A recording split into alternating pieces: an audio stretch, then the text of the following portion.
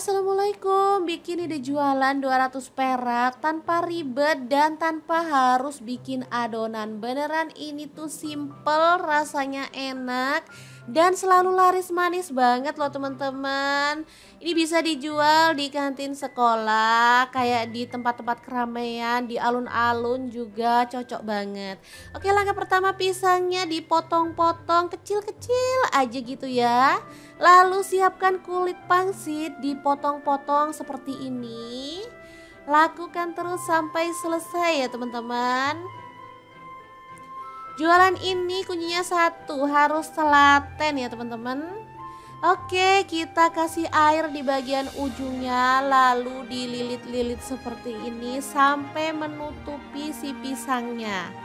Udah dikasih air lagi lalu dirapatkan. Seperti ini, lakukan terus sampai selesai.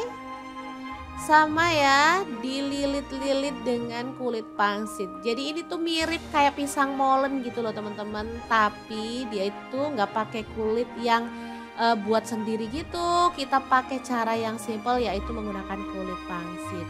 Oke, setelah selesai semuanya dan hasilnya sebanyak itu, kita bisa goreng ya.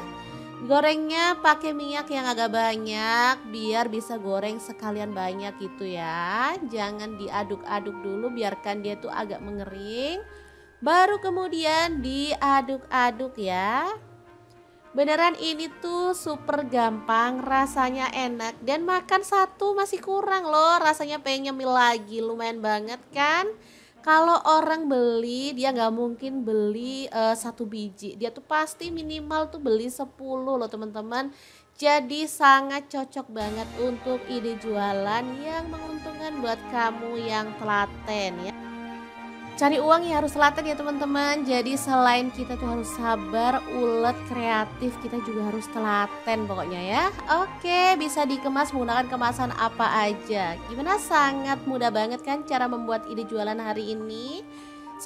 Semoga video ini bisa bermanfaat untuk teman-teman semua. Jangan lupa terus pantengin channel Mau Punya Cerita ya, karena kita akan bagikan info-info menarik seputar jajanan dan ide jualan yang menguntungkan. Terima kasih kunjungannya. Assalamualaikum.